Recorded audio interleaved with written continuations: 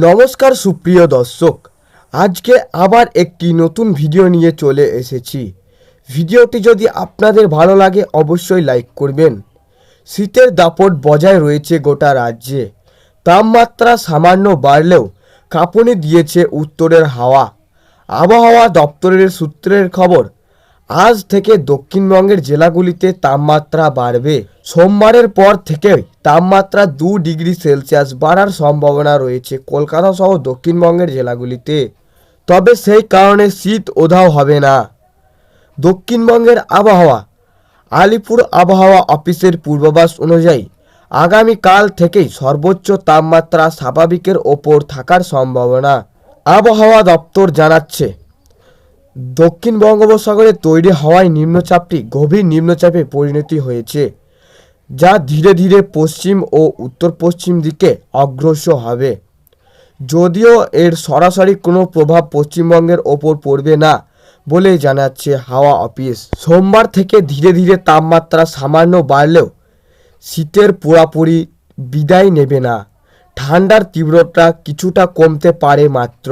আপাতত ভরপুর শীতের আমেজ বজায় থাকবে। আপাতত উত্তর 24 পরগনা, বীরভূম, মুর্শিদাবাদ ও নদিয়া সহ দক্ষিণবঙ্গের অধিকাংশ জেলায় হালকা থেকে মাঝারি কুয়াশার সম্ভাবনা রয়েছে। দক্ষিণবঙ্গের শুষ্ক আবহাওয়া বিরাজ করবে আগামী 7 দিন। বৃষ্টির পূর্বাভাস নেই। এক নজরের উত্তরের আবহাওয়া, উত্তরবঙ্গের হাড়হিম করা শীত রয়েছে। আজ এবং আগামীকাল সোমবার ঘন কুয়াশার সম্ভাবনা। দার্জিলিং, জলপাইগুড়ি, কোচবিহার এবং উত্তর দিনাজপুরে হলুদ সতর্কতা জারি করা হয়েছে।